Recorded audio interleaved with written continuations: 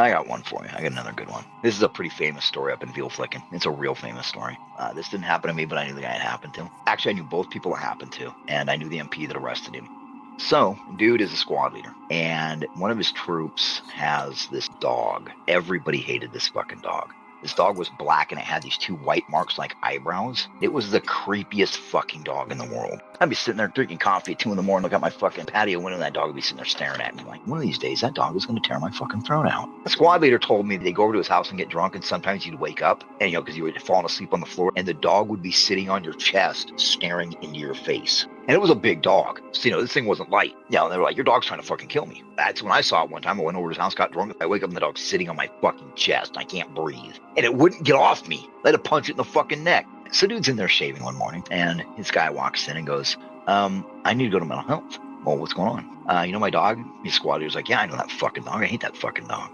And he goes, so I'm making coffee this morning. And the dog came into the kitchen, looks at me and goes, hey, kill your family and then kill yourself. Are you shitting me? No, the dog told me to kill my family and kill myself. What are we doing? I know what we're going to do. We're going to shoot your fucking dog. And so they go down to the armory, and the squatter gets a sidearm, and they drive down to the housing area. And this is where I come in because I happen to be living in the housing area across from there. I come out and, hey, it's my buddies. I wave and I notice that he's got a gun. And I'm going to go back in the house. I'm going to watch this through my living room window.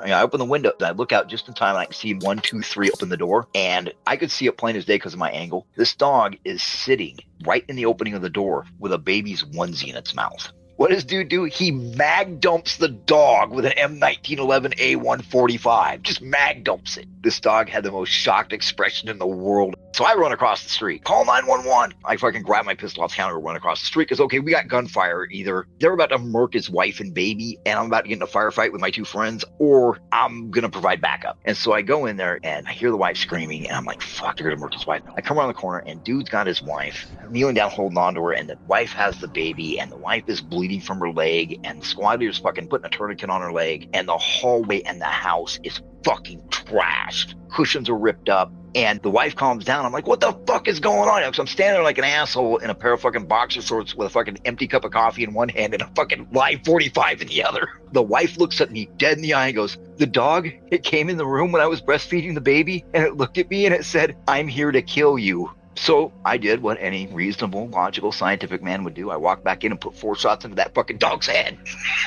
So I was sitting on the car. My girl brings me a cup of coffee, to replace the one because, she was like, come on, let go of the cup, let go of the cup, let go of the cup. Are you okay? And I'm like, so the dog told her that he was there to kill her. And she goes, well, that dog was possessed. Well, why didn't you fucking tell me? And she just goes in the house. I'm like, fucking redheads. Meanwhile, everybody on the fucking street is out looking. People are coming from other parts of post to stare at us as they drive by real slow. And the MPs come and they arrest my buddy. They arrest me. And so they hear the whole story. And he looks at me and goes, why did you go back in and shoot the dog again? I said, you ever seen scary movies? What happens at the end of the scary movie? And he goes, well, they kill the thing. I said, yeah, what happens when they think they've killed it and they go back in the front room? Oh, yeah, it jumps over the kitchen counter, rips your throat out. I said, yeah. So I finished that bitch off. And they're like, well, why did you think your pistol worked better than theirs? I said, well, because I carry mercury-tipped hollow points. That's why mine worked better. So I got a lecture about mercury-tipped hollow points.